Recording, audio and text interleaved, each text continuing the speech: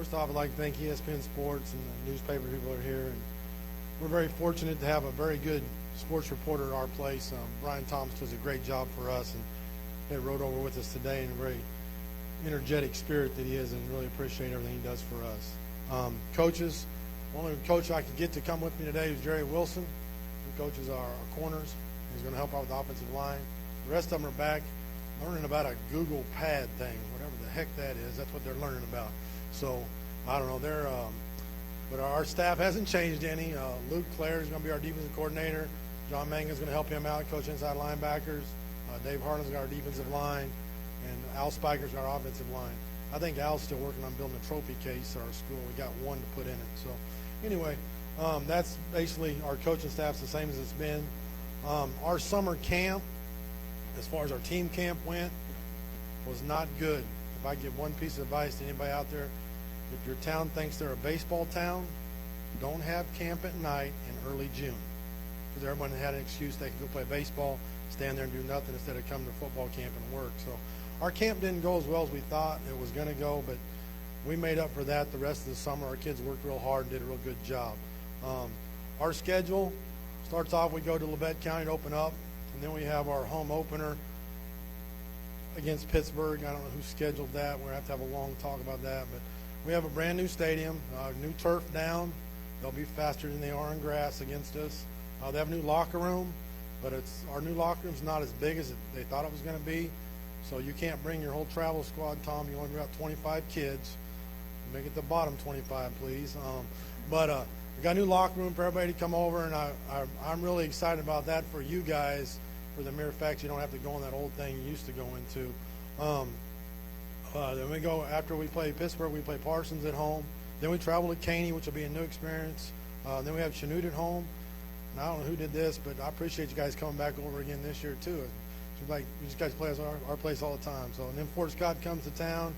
And then we start our district, and we get to play Coffeyville, which that makes sense. We're kind of, same district. Then all of a sudden, we're going to head west, boys.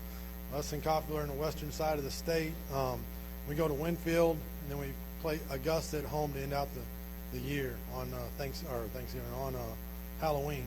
The only good thing about that schedule, excuse me, and being in the western part of the state is we've played Paola 3 out of the last 4 years in the second round playoffs, and unfortunately we've lost to them.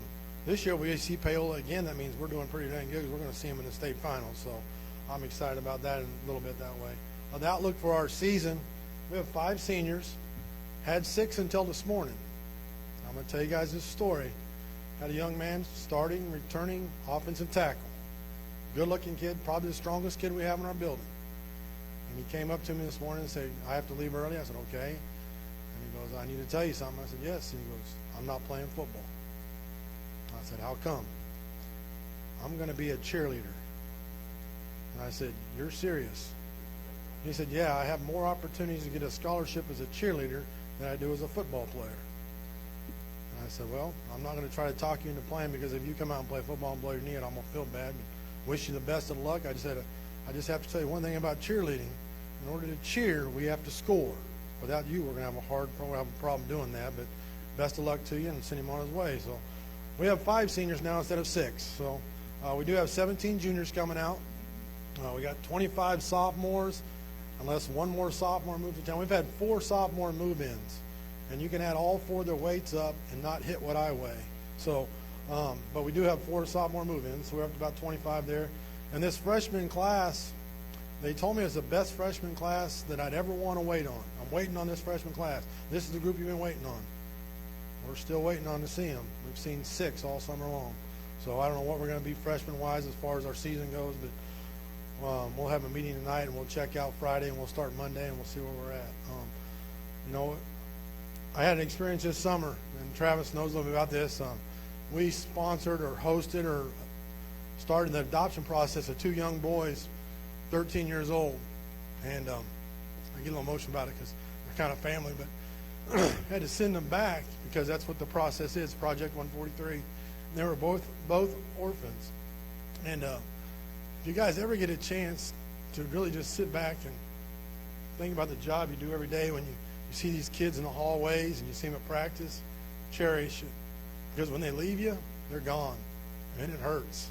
I sent 2 boys home to orphans and orphanages, and they're going to have to fight for everything that we take for granted every day. Shoes. I got 2 bikes from Travis, praise him. He gave me 2 bikes for these 2 kids.